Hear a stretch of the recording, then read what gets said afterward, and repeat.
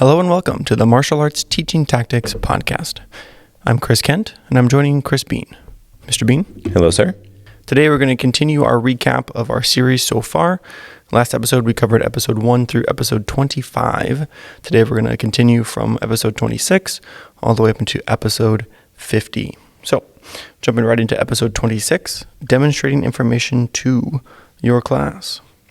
Now we already kind of discussed or mentioned a little bit about demonstration earlier when we were discussing the different learning styles and also just how to demonstrate information to your students as you're going out through things. But specifically in this episode, we talked about, breaking down information into smaller chunks, performing information slowly enough that you can talk through what you're doing, making sure you know your material and you're able to perform that material at the level you want your students to perform your material up to.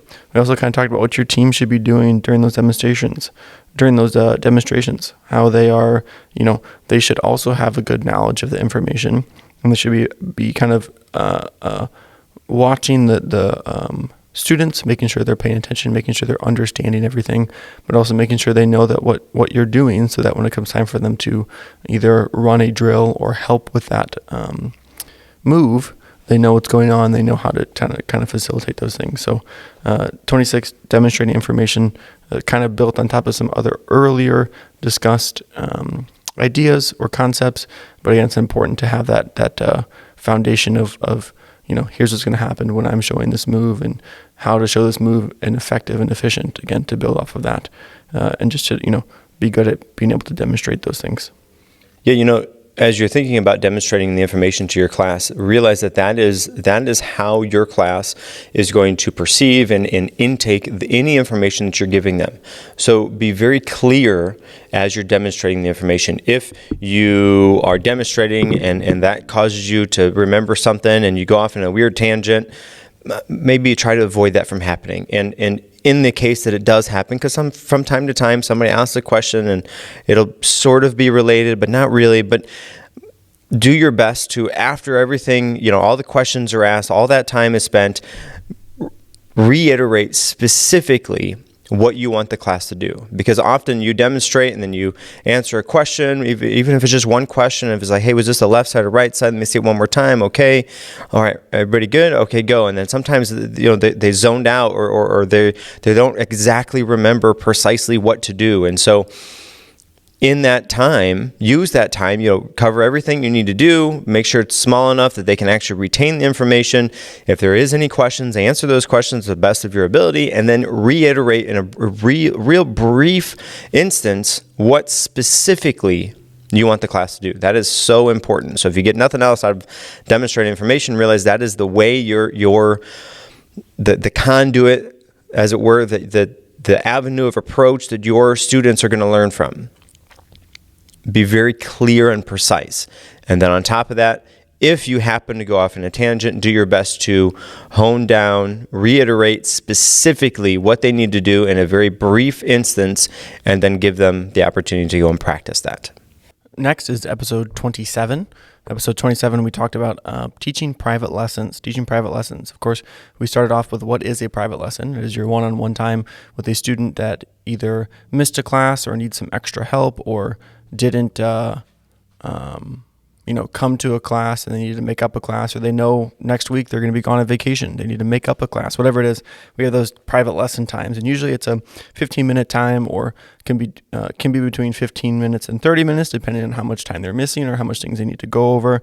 But having that one-on-one time available with your students, because as you know, in a class setting, you can talk to a group of students and have a small chance to be with them kind of on their own. But in that one-on-one time, that private lesson, you can really, get that one-on-one interaction and get down to the details of the moves, and everything's a lot easier for you as an instructor because you're not balancing 20 people. It's just you and that one student working on their thing.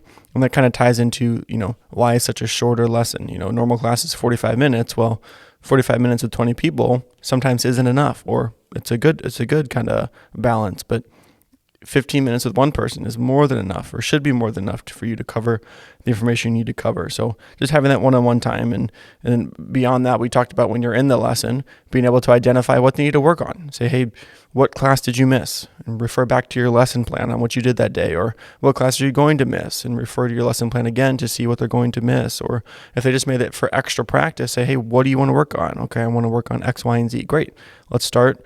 And then out of that list, choose the most challenging or the hardest or the most important part of those things to start with. So you start with the most important thing, work on that. If you get that down good, you can move on to the next down the list of things in importance, but you don't want to start with the least important thing because it's the easiest or because it's the quickest. You want to get that challenging, hard thing out of the way, the thing that might take the longest out of the way, the thing that's going to benefit them the most. Work on that. And then you can kind of trickle down and work on the other things following that. And after that, and then we also talked about, having someone else to the side just in case there's a cancellation or someone needs extra help or someone double books a private lesson or something like that. You have an extra available person to kind of cover those gaps or those spaces. And of course, after you're done with your lesson, you want to go to the parent. If it's a child, or just recap with the adult that you had a lesson with, make sure they understand or they know what you worked on, what you need to continue to work on, what they did good at, and just kind of debrief that lesson. That way, the student and the parent, or just the student as an adult, kind of gets the best or the most out of that situation, and everyone's on the same page there. Yeah, as you're going through these lessons as well, kind of on the back end, if you have a time slot for them to sign up for, be sure to assign a specific instructor to that person. Understand, maybe they're a green belt and John or Mr. John, whatever, Master John, whatever your teacher's name is, works with green belts. So try to link them up, because, not to say that, so somebody else couldn't do that lesson, but if you can link it up with the person who is specifically or directly related to them and their cycle that they're in right now, will be really beneficial, because they'll know all the ins and outs, specifically what that person needs to work on. It just makes it a little bit easier, that kind of in between, first 3, 4, maybe 5 minutes of trying to figure out, okay, what are we doing? Nope. They come in, okay, how? I know you missed this day. Let's get to it right now. Boom. That helps. And that's all kind of in the back end. All of those things, Master Kent said, you hit it. Perfect. Good job. Just as you're setting those up, just do a little bit of work on the back end and assign those people, specific people, purposeful, to be impactful for the student. Yeah, speaking of back end, episode 28, we talked about goals for your students. And we kind of divided this into two groups. Number one being the goals you have as a business, and as far as getting leads, people who showed up for your class, people who enrolled, people who upgraded your program. And then later we talked about kind of goals for your actual students, goals for them to reach for and goals for them to kind of achieve. But going back to that first part, having these goals and metrics for us as a business, the leads, who showed up, who enrolled, who upgraded, things like that. It's important to have those goals to be able to track your progress and also push yourself to do better. So, this month I did this many people. Next month I want to try to do this many people, and taking that goal down, finishing out your cycle, and then reassessing if you reached that goal, if you didn't reach it, if you surpassed that goal, and setting new goals for yourself, continuing after that. So not only these goals for the students and their training, but also us as a business to help keep us on track, to help us grow, and to help us continue to reach as many people as we possibly can. And of course, the student side of things, we want them to have goals for themselves, and we want to help them with those goals. So their goals might be things like earning their black belt, becoming healthier, being more physically fit, improving their cognitive function, having a safe place they can make new friends at. But whatever these goals may be, we want to be able to help facilitate and help them to kind of quicker or better achieve those goals. So, we need them to identify what they want and then help them along the way to get there. So we talked about doing workbooks or videos or, different seminars or things that we can do with them to help them achieve those goals and guide them along the way. So not only do we have those business goals to help us improve as a business, but we need to make sure that our students are also learning and using a goal-setting mindset for themselves to help them become better and improve themselves as well. And, as you're going through and building this type of system or program, build it into your system. So whether it be on the back end where you're tracking those metrics for yourself and your business, or it's on the student side, make sure that it happens in a systematically purposeful, deliberate way. Don't okay, maybe this belt we're going to do goal setting, and then this belt we'll do this. No, make it part of your system, and so that it's not your students aren't getting it by accident, but they're going through it and they're getting it in a purposeful, systematic way, because that's going to be so much more beneficial for your students to fully integrate and learn that stuff on purpose, as opposed to just on accident, or hey, maybe we'll do this today, or maybe we'll do that. Make it part of your system, and that will build so much value into your system on the student side. And then on the business side, those stats, those are so important, because that's your metrics. Then you get to know, okay, did this ad work? Okay, how many people did we get from this? Okay, yes, we'll make sure we do this for next year, and we'll make it bigger, or maybe we'll make it smaller, whatever it is. Having that feedback really is what it is, and then being able to implement different changes or tweaks based on the feedback that you got from those things would be huge for you and your business. Episode 29, we talked about new students. So when you have these trials come to your school, what type of processes do you have in place? Do they know where to go? Can they find your school easily? Does your staff know how to get them on the training floor? How long has it been since they set up their trial? Have you talked to them since then? Did they sign up in the class so they can track their attendance? All these things, we need to make sure that they're ready for the students as they come in, and help it to easily bring them into your studio and try to get them set on their way. So first of all, how did they contact us? Did they contact us through the web? Did they call us? Did they walk in the building?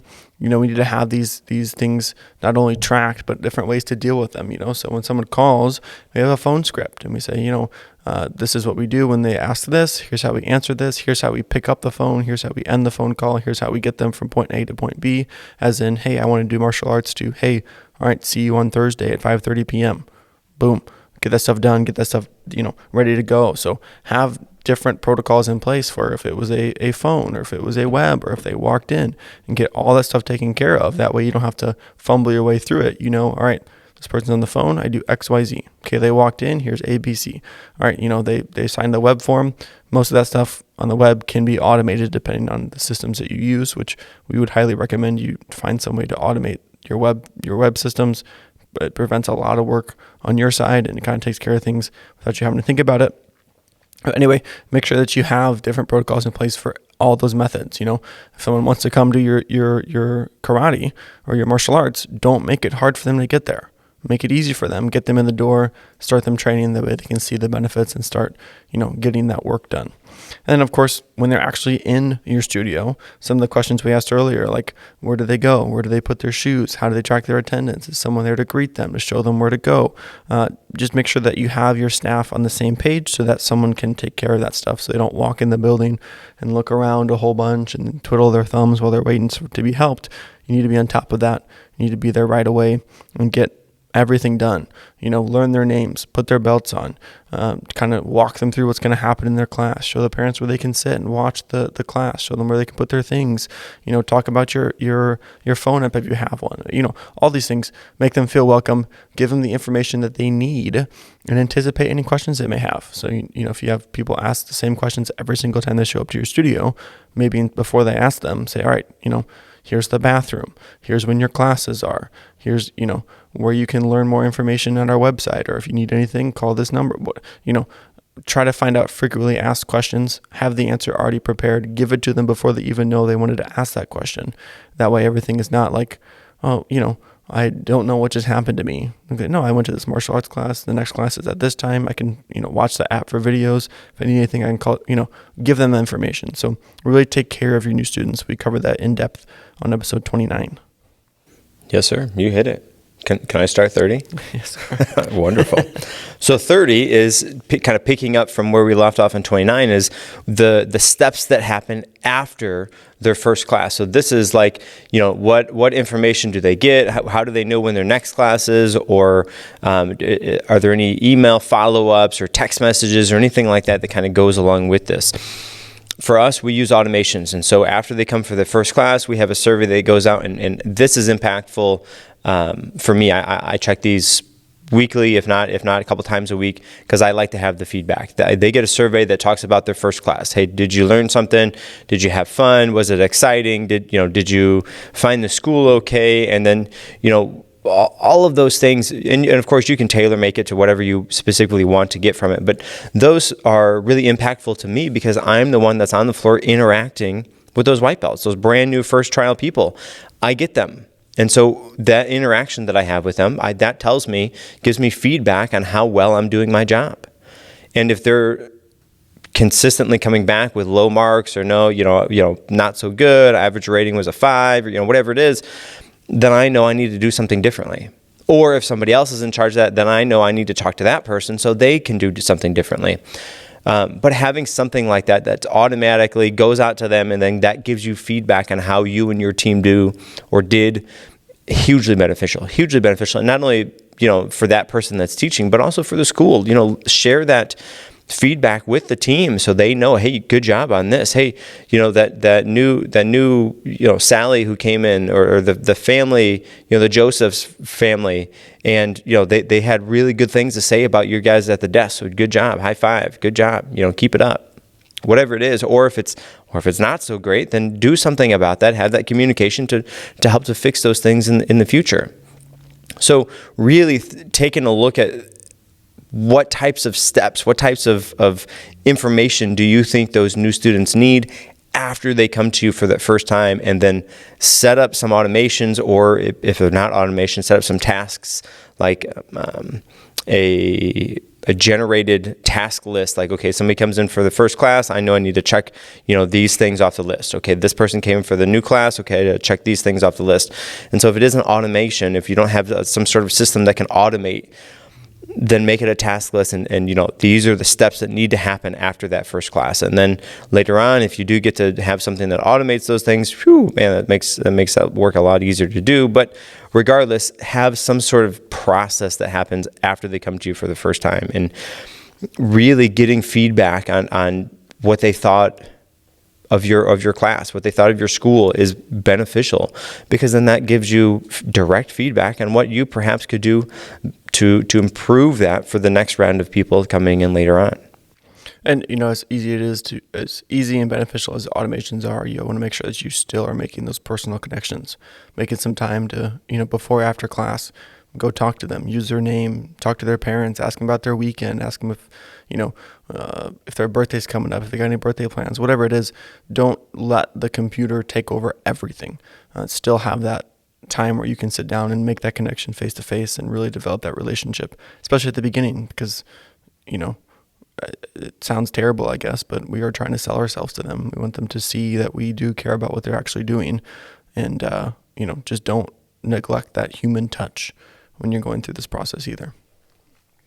And so this brings us to our next episode, which is episode number 31, which is dealing with cancellations and no to enrollment. Yes, sometimes people do say no, and they cancel. They stop their training. And as sad as that sounds, it does happen. And again, with this, having some sort of communication, some sort of perhaps an exit interview, if they're a long-time students and they want to quit for whatever reason, have some sort of reach out or communication back and forth so that hey, is there anything I could have done differently? Is there anything that, what caused you to make this decision?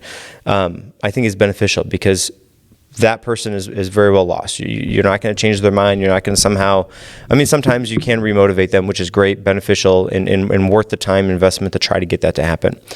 But understand that's not everybody. Some people, they can't do it for X, Y, Z, ABC, or they had this thing happen to them, whether it's at your school or not. And having that opportunity to receive feedback, I think, is beneficial. And again, not that you're going to win everybody back, but to have a chance to say, okay, these are the things I saw from you, and these are the areas I think you could have done better. These are the areas I think you did pretty good on. Okay, great, good. Thank you for that. Then you can go back to the your school and try to make some improvements based on the feedback. Now, perhaps their feedback is way off base and not accurate at all. Okay, fine. Perhaps it is very true and specific to issues that other families and students are facing. And so having that is I think very beneficial. Now, no to enrollments and cancellations can be tough mentally, because you put all this time and effort into the student and really care about who they are and their growth and the potential, and they stop. And maybe it's nothing you did, or maybe it's nothing anybody in your school did. It was a complete outside instance, or whatever it is, and it's tough because you put all that time into them and then they're gone. They're lost. They're not there anymore. And again, perhaps somebody comes to you and you have a trial period, and you're like, oh man, this guy's fired up, he's ready to go, doing super good, and then it comes time to sign up. No, I don't want to. What? Huh? What? And it's tough. It is tough. And so do your best to not take it personal. Unless you personally did something wrong or could have done something better, then do your best to improve those things in the future. But do your best to not take it personal, because lots of times it really isn't. It's so many other outside things, and it's their money, and you don't know what their life is like, or what their jobs, or mom or dad, or whoever. There's so many different variables at play there. So do your best to not take it too heartful. Yeah, and you mentioned it, trying to figure out the reasons for them saying no, or the reasons why they're canceling, and really evaluate what that is and if you have any impact on that. And something you said during that episode that I think about is, some people will not enroll, or they'll quit because of the price. The price got too high. I don't have the money for this, blah, blah, whatever. And you mentioned, Mr. Bean, that people will find the money for the things that they really want. So if they really want to be in your program, they will find the money to pay for it. And your job is to provide them with the highest quality program that they can want to buy into. So we discussed, Harvard. People will pay out the nose to go to Harvard because it's a prestigious university and it offers a high level of education, and they pay for that because they want it. So make your program something that they want, and listen to that feedback of the no to enrollment or the cancellation. I really wish there would have been more of this, or this, I didn't like this, blah, blah, whatever. And of course, don't just bend your studio or your program to every whim of everybody. Really decide if that's something that you want and if something that you don't want, and try to, really think about the feedback you're getting. And remember, you're not going to please everybody. If you're doing the right thing for the right reasons, things will work out. And if that's not someone else's cup of tea, sorry. This is the way I am. Maybe it sounds cynical, but someone else will come along that will appreciate my program and that will really get on board and see what we're trying to do here. If that's not you, I'm not going to try to change your mind. I'm not going to bend over backwards to make you like me, within reason, of course. If I'm doing something terrible and I need to change that, then I'm going to change it. But if I really believe in what I'm doing and someone else just doesn't agree with it, sorry, here's the door. See you later. And again, that's easier said than done. Sometimes it's hard to recover from, but don't compromise just to try to make someone happy on something that you really think is right, or really think is something that belongs in your program. Yeah, and perhaps we told this story on that time, but I think it's enough that I'll reiterate it here.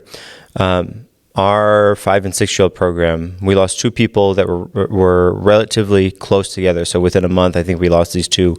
And the first one, Dad didn't like, X, Y, Z, ABC, and it was hard to kind of decipher what he was saying. Like the reasons he gave for leaving were kind of, they were harsh, which is okay, fine, but they were hard to decipher precisely what he actually meant by those things. And then we had another person leave for a really close, time span within a month, I think.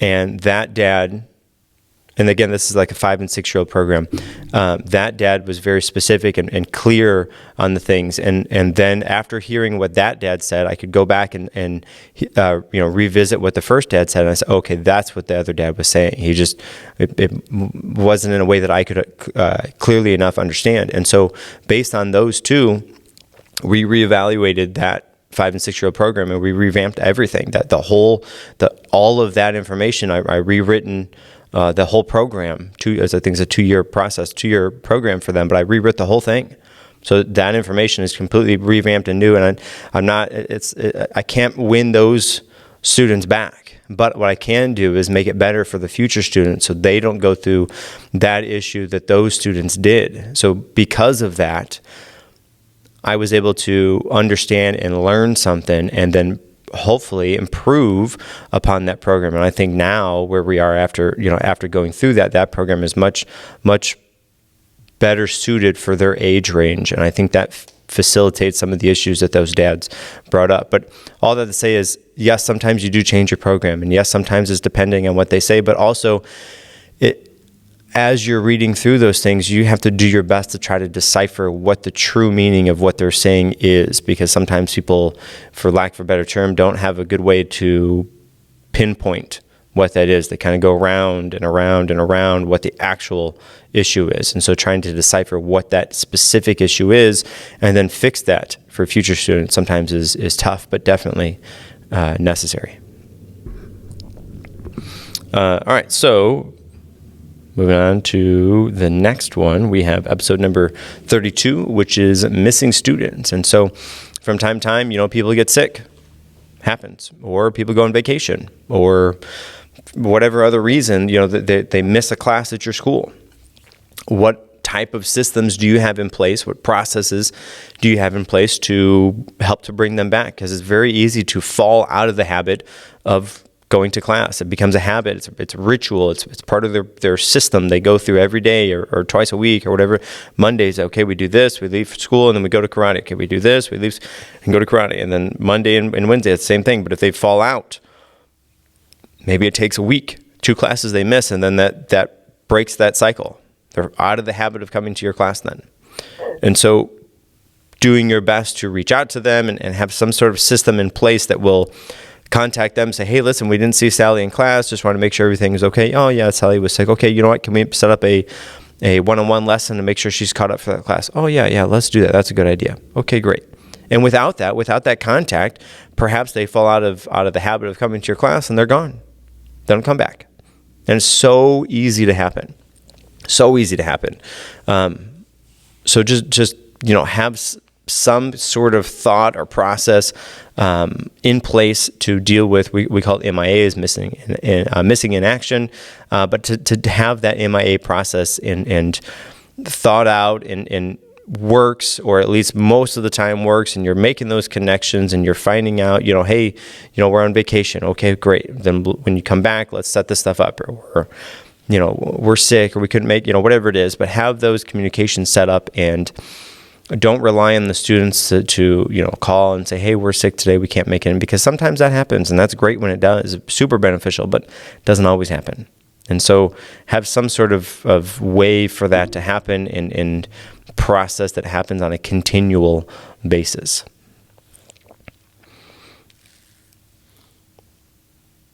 With this one as well, we talked about having a reactivation sequence. So this is like somebody quits, they cancel, they're done, and then you have some sort of process in 6 months or a year or something that goes out to them. Maybe it's an email, a text message, or combination, maybe even a phone call that goes out to them, and try to reestablish that connection, rebuild that communication, and see if you can set them up on some classes. Hey, listen, we made some changes. Now we know that Sally is 7 now instead of 5. Should be in the 7-year-old program. Is that something you want to do?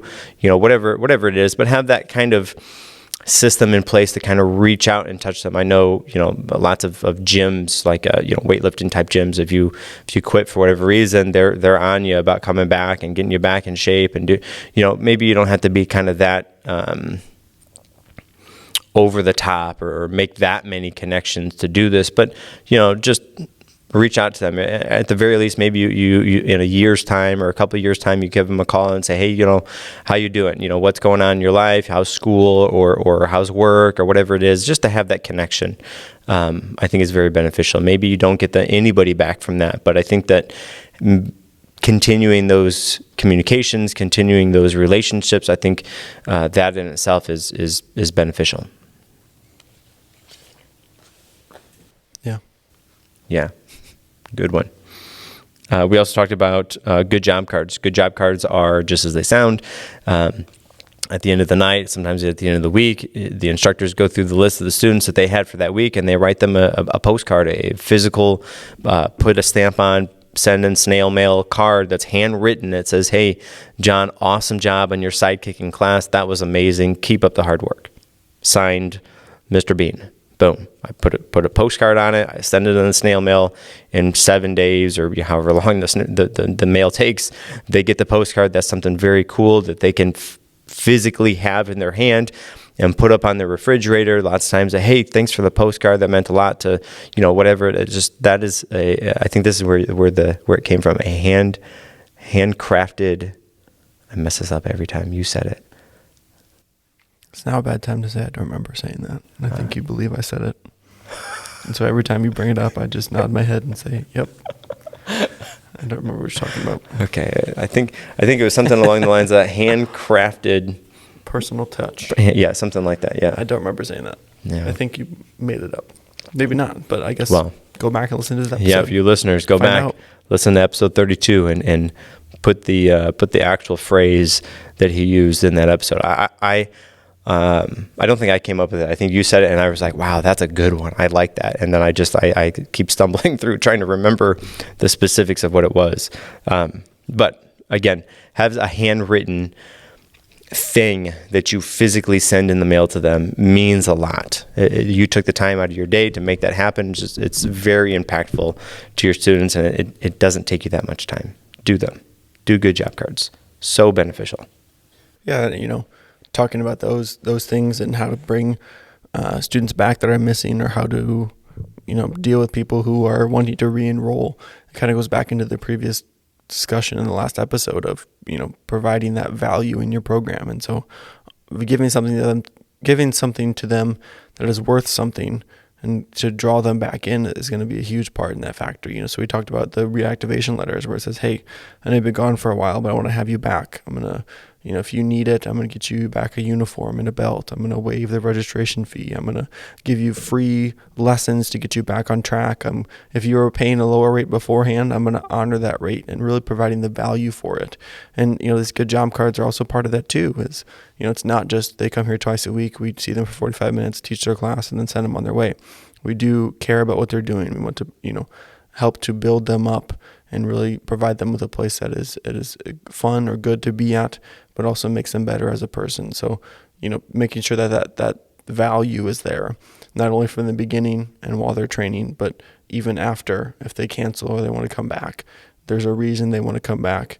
And, being able to quantify that and have that available at hand and give that to them is kind of part of this whole process, I think.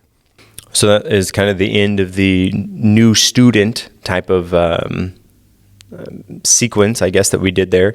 Then moving into episode number 33, we talked about teaching new information to your class. And of course, this kind of ties back in with demonstrating, but as you're teaching new information to your class, it's important to have this kind of tool in your toolbox. As you're teaching new information, try to cover all the different learning styles. So, kind of combining lots of the different things we've talked about so far, but you're combining the different learning styles. Your lesson plan is designed to chunk down the information to make sure that everybody can actually understand and receive and actually go and practice those things, because you're not giving them too many things at one time. All of this is so important to kind of put together as you're teaching that new information to your class, from demonstrating to having your lesson plan designed and set up correctly to establish those new information to your students. So important. What do you think? That was a good one. And really, that was kind of the start of the recap and combining lots of different things. Did you have anything to add to 33? No, I think it covered many different ways to kind of go about the information, brought back in a lot of the other concepts. So, it's a good episode to kind of touch on, maybe at the beginning of a quarter or in the middle of a quarter or something, just to kind of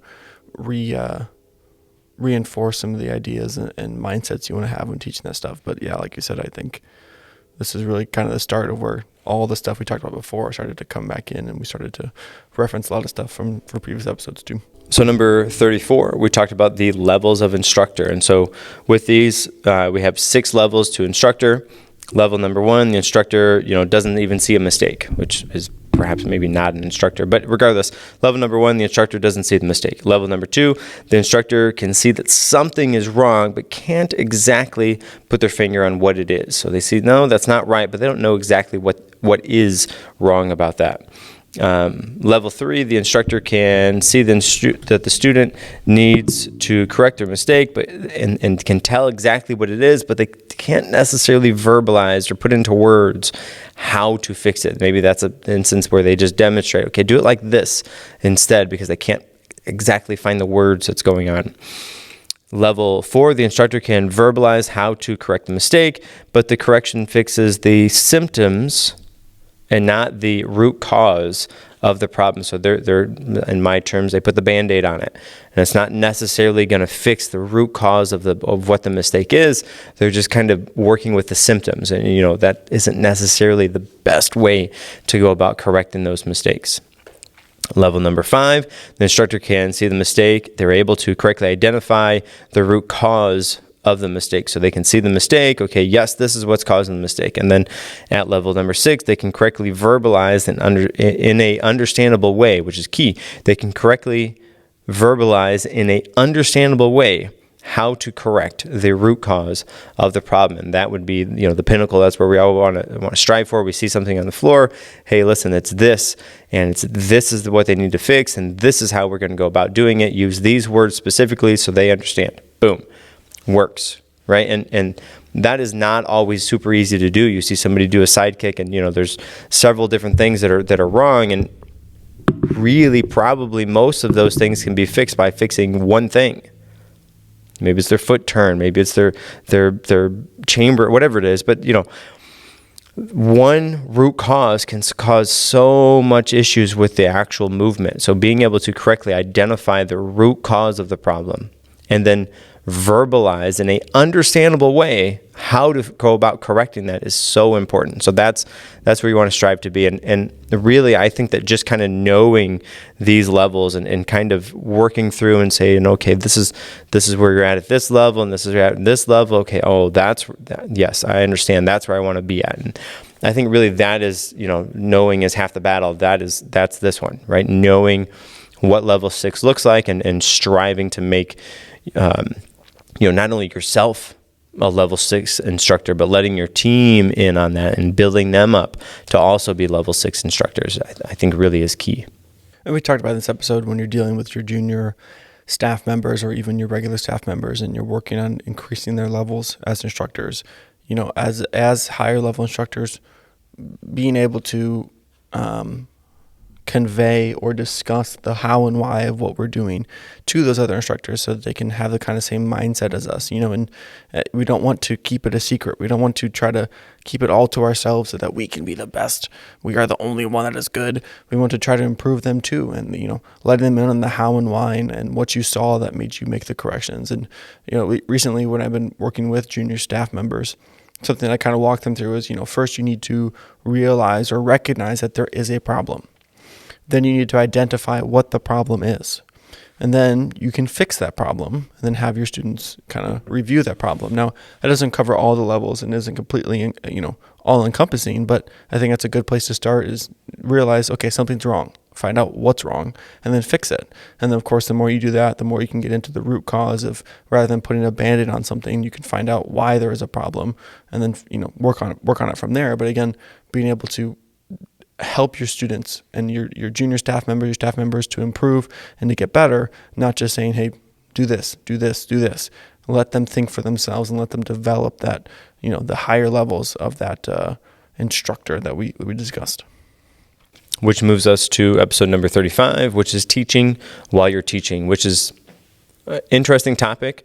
Definitely something that's difficult to do, especially, accidentally. But if you can do this, if you can teach while you're teaching, meaning you kind of talk through the process, like we were just talking about, talking through the process of, okay, here's the root cause. Okay, this is the actual issue with this, and this is how I'm going to go about fixing it because of X, Y, Z, A, B, C. And so instead of going through that checklist or the process in your brain, verbalizing it so that not only that person, that student that is you're directly interacting with is getting it, but also anybody else that perhaps has that same issue is getting the information on. But on top of that, your team that's there is hearing and partaking and at least getting access to that information in the moment as it's happening. That kind of, to me, that sums up teaching while you're teaching. Again, is absolutely a switch that you perhaps have to find and turn on and make sure that it stays on, because it's so easy just to get in the mode and just fix this thing and fix that thing and teach the class, and you're done and you're like, oh man, I completely did not do any teaching while I was teaching. So being able to establish in the moment as something's happening why you're doing it, not just in your own head for your own sake, but for your team. And perhaps maybe you do it as you pull everybody over at the end of class. These are why I did these things. And maybe that's not necessarily teaching while you're teaching, that's teaching after you taught. But if you can do those things as you're teaching, definitely is beneficial. Again, not just to your staff, your current team now, but those students that are in class, they're potential future staff members. And so they're going to be able to partake and get this information ahead of schedule, which maybe for the one person that's in that class, perhaps it's going to be on staff later on, that would be beneficial for them. And it was worth the time to verbalize that process as you're going about it. Certainly, even just to help that one person. Moving on, episode 36, increasing information retention through connections. Having your students come to your class and not just feel like they're going through the motions, not just feel like they're here because it's time for class and it's time to do this thing. Really providing connections to them, making sure they can equate the class, but having a fun time learning their martial arts with going to the class and doing drills and activities that really get them involved and engaged in what they're working on, instead of just doing hand techniques. Maybe making some applications. Say, okay, someone does this attack, you defend in this way, having them run through it, and then saying, okay, look, what you just did was this hand technique or this foot technique combined with this hand technique, whatever it is. Kind of make those connections and not just kind of throw your information out there as fact, like here's these things, do this because that's what it is, but kind of give them different ways to train those moves and different things they can kind of connect in their brain of, like, this move is this, or this move is related to this thing that I'm doing, or even going back to how we talked about earlier in analogies, this move is like this, or this is how you do this in this move, and just creating those connections and really having them invest in what they're doing, what they're training, to be able to focus on the moves and kind of build a better, remembrance isn't the right word, but retention for the information, because they can draw those connections between what you told them in class or how you did a drill here and there to what they're doing. That way it's easier for them to remember it when it comes time to actually perform that move. Yeah, anytime you can relate new information to previously fundamental or common knowledge information is so beneficial for that new move, because that new move is something new, is something abstract, something they haven't done ever, or if ever, or very many times. But if you can connect that new move to something they've done a million times or thereabouts, is super beneficial. Or if you can connect it to something that's happening outside in real life, or you give them a practical use case for that move, it makes that move, it builds those connections and makes it so much more useful. And that usefulness in turn will be easier for them to remember. Oh, this move is like that, and I know that one, so I got it easy, right? That having those connections is really, really important, specifically as you're teaching or as you're striving to get your students to learn brand new information. That brings us to episode 37, the specific learning targets. And so having these specific learning targets for your students helps them know what to focus on and really helps them to understand what they did in their class. So, before your class starts, you say, hey, today we're going to do this specific section of this form, or we're going to work on this self-defense move, and really be specific about it and say, hey, we're going to do some self-defense, or we're going to do some forms. That's not specific enough. Say, hey, if you are this belt, you're going to do this thing. If you are this belt, you're going to finish this move or whatever it is. And, even break it down further and say, today we're just going to work on this hip motion for this technique. We're going to work on this hand placement for this technique, or we're going to practice this stance or whatever. But, be more specific with those learning targets and really get down to the nitty gritty of things to help them focus on one thing at a time. And all those one things will come together eventually to create that overall move or overall form or overall self-defense thing. And, this might be more suited for later in your quarter during the review phase, if you will. So you spend the first month doing the new techniques, really working on the new stuff, and then later you can focus on specific things and give them those specific targets. But not only in class you can do that, but when they go home, say, hey, listen, your homework is to work on this part of this form, these 4 moves. Just work on this one part, this specific thing. Go home, practice that, make sure it looks good. When you come back, we can work on something else or work on the next thing. So, it kind of goes along with our goal setting, but be specific about what you're doing and really give them a certain thing to work on and to focus on with the goal of bringing all those things together to make their overall picture a little bit better. Right. For us, what we do is, let's say class number 1 through 7, we focus on technique, like as far as learn this technique and let's do the ins and outs of it and tweak all the little spots of the technique. And then class 7 through 14, okay, now let's focus in on your footwork. Make sure you got the kicks right, your stance is right, your feet are in the right place for any number of the moves that they're doing in that class. And then as they move on, the last little bit of the quarter, 14 through 21 or 22, depending, that's where we put the intensity on. So we have, and they carry over. So when we're working on the footwork, we also are looking for the technique. And then we are focusing on the intent and the intensity. We're also focusing on the footwork and the technique. And so we're just building on. And then as they move into the next belt cycle, it's the same thing. They do the technique first, and then they focus on the footwork, and then they move in and focus on the intensity, and they're building. And so every step they take closer to their black belt and beyond, they're getting more and more finer detail orientated on those techniques, and they're getting more and more finer detail orientated on the stances, and their intensity is growing each and every time because we are specifically looking for those things and built into the lesson plan, into the system. Really, it's all there, those specific learning targets. And of course, as you're doing that, don't hold that in. Don't look for those things, but not tell anybody. Hey, listen, guys, we're going to focus on your stances today. So for today, doesn't matter the move. I want to see the best stance that you have, or I want to see the highest kick that you have. If that's it, whatever. Today, your intensity's got to blow me away. Like you got to be so loud and intense as you do, and so on. Let them know those things. That way, they know what the target is, because that's going to be a lot easier for them. Of course, as you can imagine, they can hit that target because they can see it. They know what the target is, as opposed to, you have it hiding behind your back. Of course, they can't do that. Let them know what it is so they can see that target, they can reach it, they can achieve it. Yes, sir.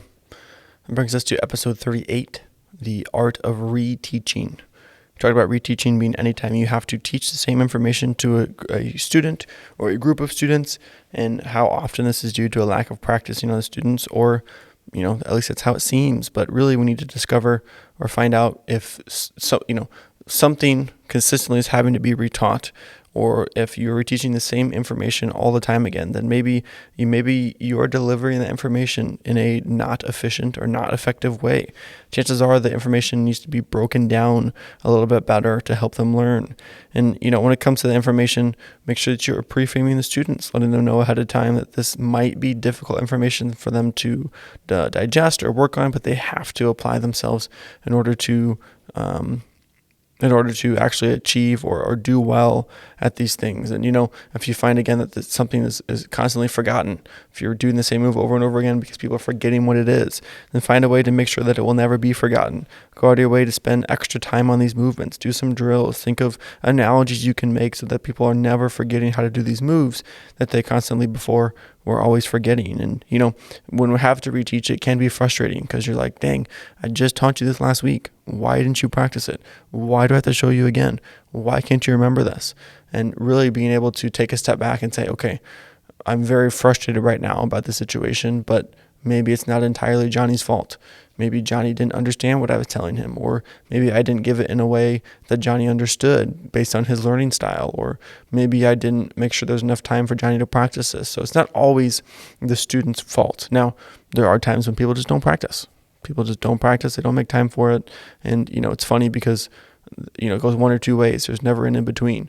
Either they don't practice and then they straight up lie about it, and they just continue to try to lie to you about it. And at this point in time, I know Mr. Bean just had an incident last night where this happened to you, where someone was trying to tell you, oh yeah, I practiced here. And you're like, what? No, you didn't. First of all, there's no way you practiced at this time. There's no way you practiced it as many times as you said. And there's just no way you did it. I've been doing this for X amount of years. I know what it looks like when someone practices, And in that instance, the key really that told me that this student did not practice, I said, when specifically did you practice? And his answer was 2 weeks, or he said 2 days after last week. 2 days after last week? Those are just words you had randomly floating around in your head that you said out loud. And then when I drilled that down to try to find, so 2 days after last week, so that was last weekend's on a Sunday, so was it Monday or Tuesday? No, it was on Friday. What? 2 days after that's no, you didn't practice. Just tell me you didn't practice. Okay, I didn't practice. 2 days after last week. It did. That just happened last night, and that, yes. 2 days after last week. But there are times when that'll happen. That'll be your answer, and they just didn't practice, and they'll try to lie about it, or sometimes they're just honest and say, hey, I just didn't practice. And then it's more a discussion of, hey, do you actually care about what you're doing, or do you actually want to be here? And that's a different story. But either way, don't always approach those situations as in there's something wrong with the student. Maybe there's something more that you could be doing as the instructor to help them learn that information too, and having to deal with those reteaching scenarios. Yeah, this one for me, the art of reteaching was all about a mindset shift. And so, of course, we're going to have to reteach things. It's inevitable. It's going to happen at some time throughout your career, if not multiple times, to the same student or the same group of students, or even to always green belts. For whatever reason, they need to just understand that's part of the process that's going to happen, and do your best to not go into it with a upset or disappointed mentality. Just use it as a time to refresh the skills, not just for those students, but for anybody else that is there that perhaps does know it and they can do it. Okay, great, good job. You know what, we're going to use this time to refocus, just to check in and make sure you got this good, and reteach it. It's going to happen. Just come at it with, kind of fresh eyes, and in a for lack of a better phrase, in a pleasant method, a pleasant way, just as a mindset shift. It's not something you have to do. It's something you get to do. You get to have the opportunity to reteach this information, just to make sure everybody's got it just the right way. Episode 39, creating your ideal student. In my head, this episode was very reminiscent of our first episode, being the best martial arts instructor in the world, and the fact that we want to identify the qualities we want our students to possess in order to be, quote unquote, the ideal student, and really start having to sit down and decide what makes up that ideal student. And then, like we talked about with some of our other episodes already, building that stuff into your program, so it's not something that they have to go out of their way to gain or to take on. Putting in lessons that build their character and make them more hardworking, and teach them about goal setting, and teach them how to ask questions, and teach them how to interact with their moves. And so creating your ideal student shouldn't be an afterthought. It should be part of what you do in making your students exactly what you want them to be. And everyone's going to be different. I say exactly what you want to be. We're not making copies of people and forcing them into a mold, but we can make them the best version of that student that they are capable of being, and not making it happen by accident, making it happen on purpose, and checking our progress with them and saying, hey, here's where you were last quarter, here's where you can be this quarter, and here's a specific thing you can work on, and here's an extra credit. I want you to work on this thing too. Again, with the idea of creating them into who we want them to be, not only as students, but as people, and really developing a great person that goes through the program to benefit their other peers, benefit themselves in life, because if they can be a good student or an ideal student here in our karate studio, chances are outside of the studio, they're going to excel in other places as well. And again, just making sure that doesn't happen on accident, making sure that's built into the program, something that we are purposely doing to help them in their training, but also in their life outside of the studio too. And of course, like with reteaching, as you're giving this information to them, have opportunities to retouch on this information, or to maybe narrow in the focus and make it a little bit sharper, a little bit cleaner, a little bit better to have whatever that quality is. And so don't treat this as a one-time, okay, we're done with this now. Understand this would be a continual process, and as you're going, or as rather, as the students are going through your system, your program, make sure you start with the overreaching, the foundational things, and then as they move up the belt hierarchy, the information they're getting is getting more and more specific. And so as they reach the black belt level, then they are really close to that exact ideal student that you're looking for. And if not, if things went off the rails halfway through, then understand you're going to have to tweak and change and make modifications, but it's just part of the process. Yes, sir. Mr. Bean, what is episode 40? Episode 40 is note-taking. Note-taking, of course, in terms of martial arts, is a little bit abstract, a little bit different than, note-taking for school. In school, we talked about people are sitting there, they got a desk in front of them, their pen and paper out, or their keyboard is out, and they're ready to type, and we don't have that in martial arts. And so developing some sort of process for your students to have an opportunity to take notes, and really maybe note-taking is not really necessarily the right term. Maybe it'd be more like a martial arts journal. And in this journal, we kind of solidified this just into a few questions, So question number 1 would be, what new information did I learn today? And then they get an opportunity to write what new information they learned today. And then moving on, what information do I need to spend some more time on? Why do I need to spend some more time on that? And then how? How do you plan to go about spending more time on that? The next one is, what did I excel at in class? What did I do good at? What was why? And then why did I do good at those things? And the last one, I threw out as like a bonus question was, what was my favorite part of class? And really in terms of getting them to think about the favorite part of class, of course, that gets them to think positively about the experience they had in your class. And if they're looking for positive things, they're more apt to find positive things. And so that'll build in some positive reinforcements and feelings about your school. And we have our black belts go through this process. In fact, we have them bring a notebook to their class. I gave them these prompt type questions, and I told them to write them on the inside cover of their notebook, because those are never going to change. Then they can flip to whatever empty page, they can just write the answer.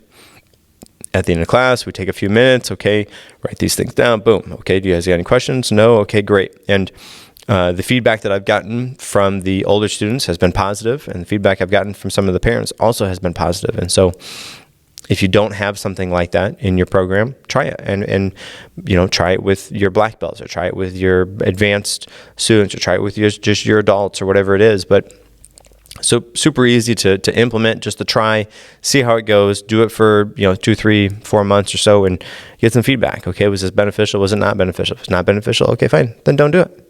If it was beneficial, okay, great. Consider, adding that as a part of your process that you do with the younger students, or with the younger ranking students, not necessarily in age, but lower ranking students as well. I think this is a great example of working into our program something that we want our students to do. We talked about how Mr. Bean and I both at different times during our training would take notes out of our own volition. No one was asking us to do it. No one was telling us, hey, take a note. We just thought, hey, I want to remember this, or something I want to go back and work on. And so we took notes about it. And I think, that might be part of the reason as to why we've come as far as we have, or, part of the reason that was important to our training to make us what we are today. And so this is that example of us building this into our program and making our students note takers. I'm sure there's some scientific studies or whatnot about what writing stuff down does for your memory. So at the very least, helping them remember what they did in class by writing it down and being able to actually engage with that stuff. And then asking those questions, I think, helps them to further engage with it. What did I do good? Or what did I do? What do I need to work on? Why do I need to work on it? Or what new things did I learn? Again, to work on their memory, but also help them dive into the information and really engage with it on the paper, not just in their class. And of course, if they write questions they have, or write things they need to work on down right after their class is done, it'll be a lot easier to remember, refer back to that than, 2 days after last week, when they come back to it, try to remember what it is they did in their class that night or whatever. But again, note taking, it seems like such a simple thing, seems like a really easy idea, but I think it does have a profound impact and can really go a long way, for your training, but also for yourself personally. Moving right along, we talked about the 4 steps to teaching a great class. And again, your 4 steps could be vastly different than these. These are the 4 steps that we had. Step number 1 is have a plan. Step number 2 is know your material. Make time for practice, and then engage the students. I believe if you can check those off in somehow, way, shape, or form as you're on the training floor or the teaching floor, you're going to be teaching a great class. Right. And again, perhaps your 4 steps maybe is 5 steps or 2 steps or whatever it is for you and your specifics at your school, but have some thought out, some, checklist, sort of say that, things that you want to make sure that are happening in your classes so that you know that you're teaching a great class. Yeah, that's it for me on that one. Yeah, and just looking at those or hearing those now, having a plan, knowing your material, making time to practice, engaging your students, those are all things we previously discussed. We talked about knowing your material and being able to do things. We talked about your lesson plan, having that plan made up. We talked about making time to practice and know that making time for them to get their stuff done, engaging with the students, developing your relationships. So again, this is kind of an idea where everything we talked about before comes into this, 4-step, if you will, 4-step plan to actually having a great class. And, that was episode 41. We moved into episode 42. Again, something we discussed before, being able to evaluate that. So episode 42 is the marks of a great class. So once you have that plan, the 4 steps to teaching the great class, when you go back and look at your class, what are the things you look for to identify if it was a great class or not? So, things like students are showing up. The students know their information. What does your viewing area look like? Are the parents that are sitting there paying attention to what's going on? Do they get their faces buried in their phones? Are they not even there at all? So not only in episode 41 having the plan or making the plan to having a great class, but then taking a step back afterward and evaluating that class and if it was a great class or not, and what things were good about it, what things could improve, and then referring back to the plan and making the changes necessary and actually getting those things done. Yeah, I agree. Yes. Moving right to episode number 43, we have short-term versus long-term memory. Understanding that there are, of course, short-term and long-term memory, and there's a little bit of in-between memory. Understanding that's something that happens, and everybody has those. Everybody's going to be learning information or hearing information or intaking information in the realm or related to short-term versus long-term memory. And of course, as you are teaching, you want to be moving your information from short-term memory into the long-term memory, maybe even the working memory. Part of that is understanding kind of how that works. People's short-term memory is short, about 30 seconds, and they can remember, plus or minus 7, plus or minus 2 items. So maybe at most 9 items, and then kind of on the low side, maybe 5 items within 30 seconds. That comes down to, when you're demonstrating the information, if you do happen to go off the rails and, go off into a tangent, coming back, refocus, hey, this is it, specifically X, Y, Z, A, B, C, ready, go, right? Giving that as a kind of a directive right before they go to do it is very beneficial in keeping the short-term memory kind of in thought, in play as you go through this. On top of that, perhaps if you are teaching more than 8 items in a class on any given day on across whatever topic it is, that may be too many. Because, of course, that information you did in class is not necessarily going to immediately transfer into long-term memory. They're going to have to spend some time on that. And if you are giving chunks of information that are 15 or 20 moves long, and then another, you move from self-defense to your sweeps or throws, and you learn 3 or 4 new ones of those, and, at the end of the class, they have, 35 new things to remember. The chances of them remembering those for the next class, or even by the time they get to their house, very low, very low. So keeping that under control and giving them, again, maybe 8 items in a given day, the whole day across whatever, disciplines or focuses you have for the day, only focusing on about 8 items at a time really will be beneficial to getting them to remember that information and then moving that short-term into long-term memory. And really this one for me was very beneficial because lots of this I didn't know. This is research that I did in really learning about different types of memory and moving information from short-term to long-term memory. So to me, I thought this was a very beneficial episode. Definitely, if you haven't listened to it, definitely worth going back to for sure. Yeah, and I think it's a good reminder too that we are in the long game, not just a long-term memory, but in the long game for our students too. So if it takes you a couple classes to get some information down, it's going to benefit them as we go. We're starting with the smaller building blocks and then working up our way to larger building blocks and then putting those building blocks together to make our total pattern of the move. So it doesn't have to be an all or nothing scenario, but I think it's more beneficial to them and working on their different types of memory to start with the smaller pieces, take our time, put the smaller pieces together and make them bigger, eventually to get the larger picture that you're trying to build instead of trying to cram it all into one. I think that's going to benefit them most.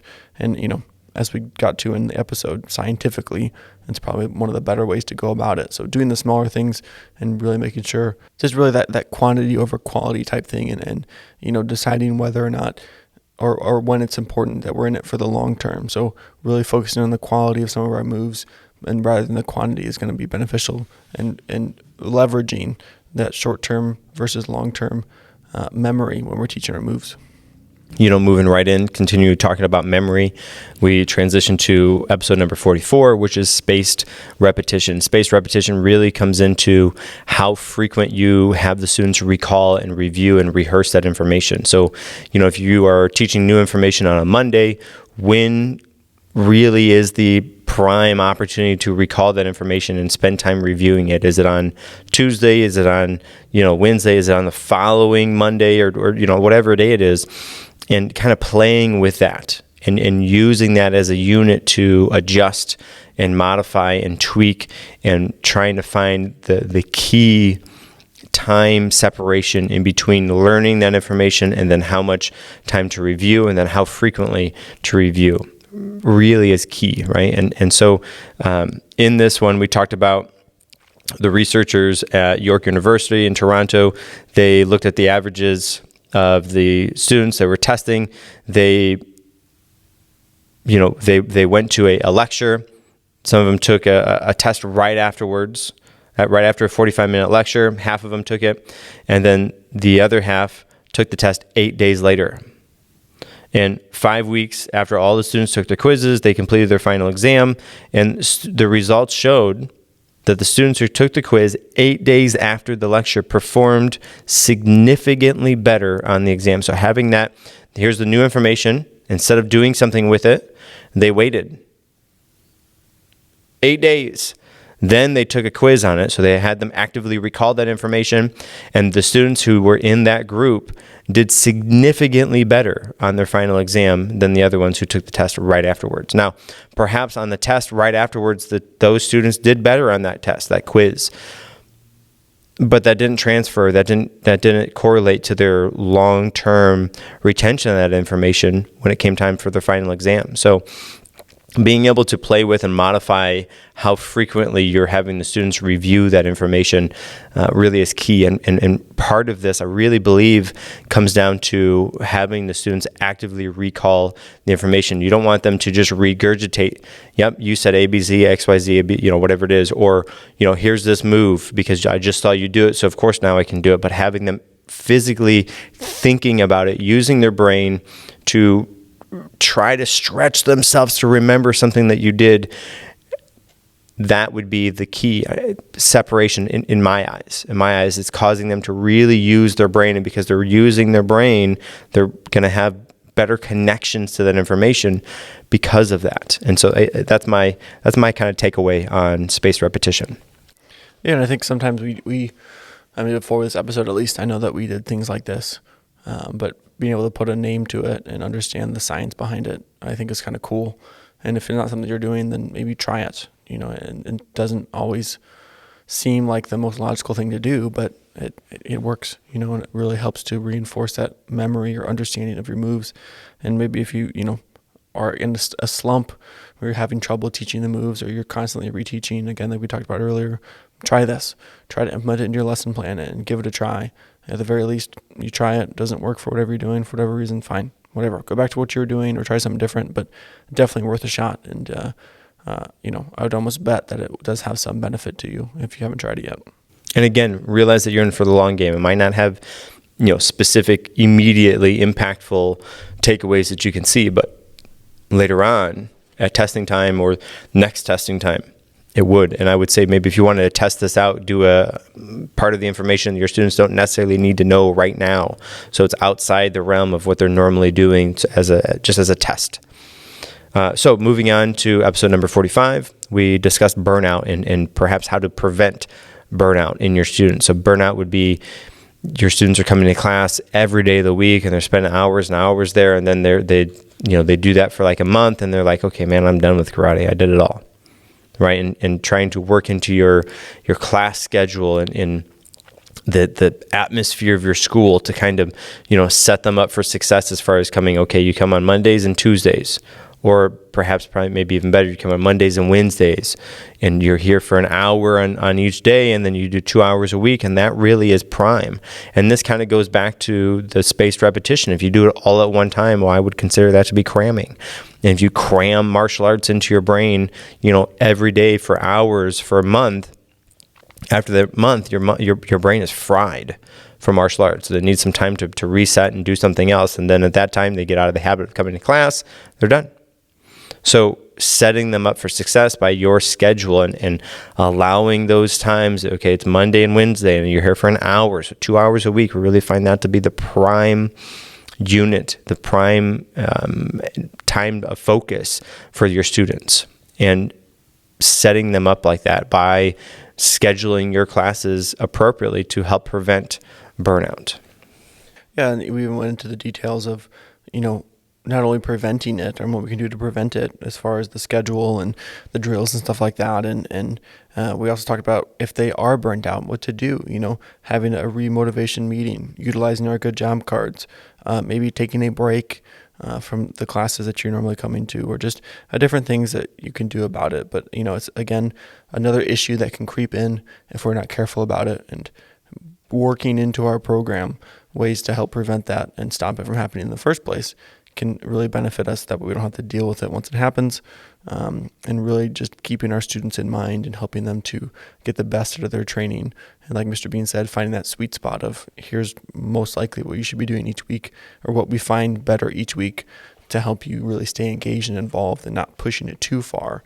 It can lead to injury or, to cancellation or other things like that. So just really having their best interest in mind and trying to stop that from happening in the first place. So moving right into episode number 46, which is how to be a great student. And this was an episode that I did specifically for Master Kent. He really wanted this episode. And in this episode, we talked about, what you can do to be a good student, but also how to foster a good student in your program, which is really good students. They want to know, excuse me, they want to know specifically. It's A, B, C, X, Y, Z all the time. Giving them too many variations is tough, right? They need to be within those parameters. Yes, it's this, and it's all the time this. Not sometimes, it's all the time this. And encourage the students to ask questions, right? And don't negate their question or laugh it off. Give them an answer. And if you don't know the answer, go and find what the answer is so that you can tell that student. And perhaps you will learn something from that instance. And that thing that you learn very well might be the new protocol for teaching that information in the future. So if your student has a question, do your best to answer that question, right? It may seem like they're just giving you a hard time or whatever. They want to know the specifics behind whatever it is and why and how to do it all the time. Give them the answer. And again, if it's not something go and find what the answer is. Learn something for the benefit of your student. And again, perhaps that might be the new way, the new standard for teaching that information in the future.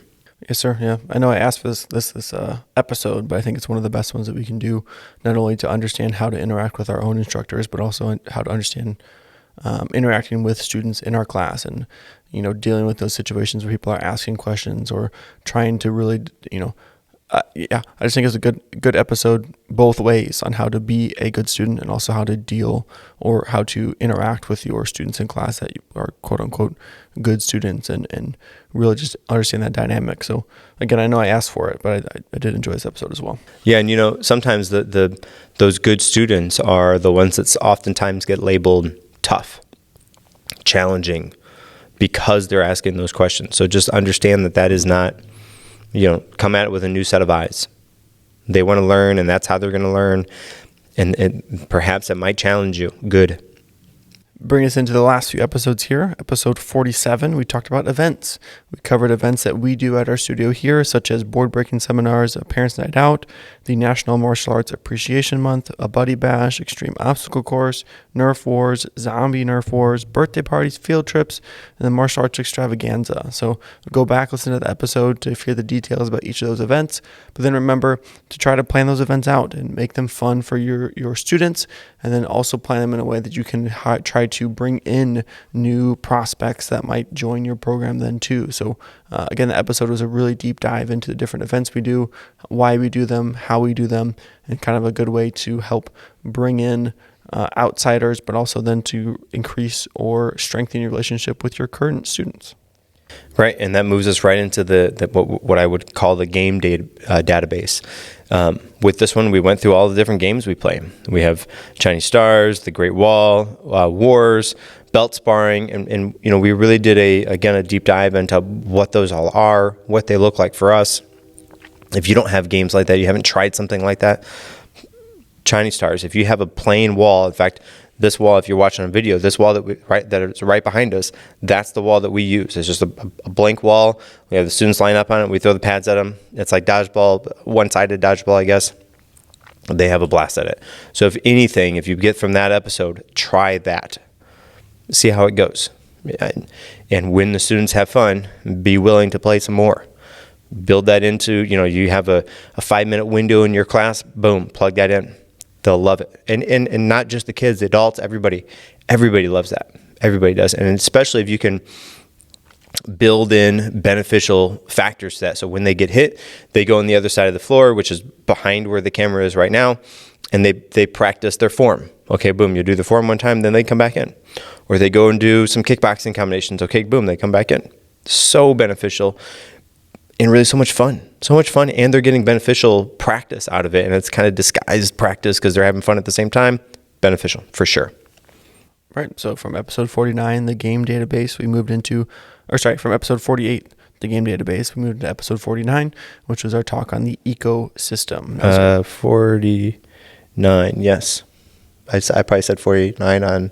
You didn't say a number on the last one. That's why I mentioned it. 48, game database, 49, the ecosystem. And this was our last episode that we did before we started our recap, probably the most recent one you listened to if you're following along in order. But again, we talked about our ecosystem and the feel of our school, what the environment of your studio and what it's like to be in there. We talked about things such as the way it smells, the way it looks, the way it sounds, how you feel when you walk into there. And we talked about the way we can influence that or change that. So not only by the way that things are set up physically, but by the way that we interact with students or parents or prospects or anyone that comes in there, and really developing that good ecosystem to be a place that people want to be at, to be a place that people know is going to be somewhere they can grow and learn, and a positive place for them to spend their time. So not only do you want to be aware of those things, your ecosystem as in the decor or the look of your studio, but also the way people are treated and the way people are acting inside of the studio, and really create an ecosystem that is beneficial and positive for your students and anyone walking in. And remember, we talked about it just like with everything else.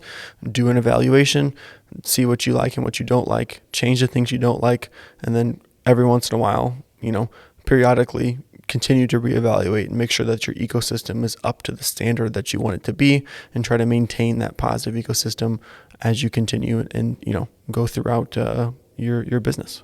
Right, and really this is about building your community, your family of martial arts practitioners. And like you said, the school is a big part, the way it looks, the way it feels when you go there, but also, the person working at the front desk, the interactions the students have with other students, the interactions the parents have with other parents, all of that is at play. And all of that really is set up and sort of dictated by how you run the school. And maybe dictate is not the right word, because I don't want anybody to be a dictator or think that that's what you need to be. But the way that you have that stuff set up is really how that's going to play out. And so do your best to build a good community into your school.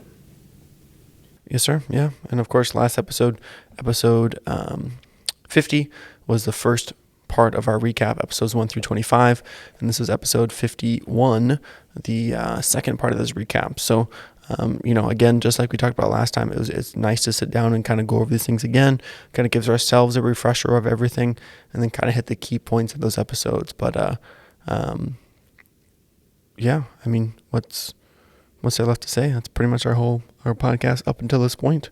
All the episodes are covered there, and hopefully, if you haven't listened to those, these 2 recap episodes were a good overview to help you find out what you can expect from each of those episodes. And if you have listened to them, again, like we did, it's a nice thing to kind of go through them and kind of relive or remember some of the stuff that was covered in those topics. And hopefully both these things are beneficial for you. Either way, whether you listened or haven't, you can find something from these episodes. So, Mr. Bean, anything to add, sir? Yeah, we look forward to hearing from you guys as you ask us the questions in our upcoming question and answer episode. And, I would love to hear some feedback on what you think of the podcast so far. What were some key points that you pulled out? What are some things that you implemented into your school and your system, and some benefits that you've had from listening so far? Yes, sir. To do that, you can reach out to us on social media. As always, we are online, Twitter, Facebook, YouTube, Reddit, Instagram, all those places. You can find us at MA Teaching Tactics, MA for Martial Arts, Teaching Tactics. Again, that is MA Teaching Tactics. Until next time, I'm Chris Kent. And I'm Chris Bean.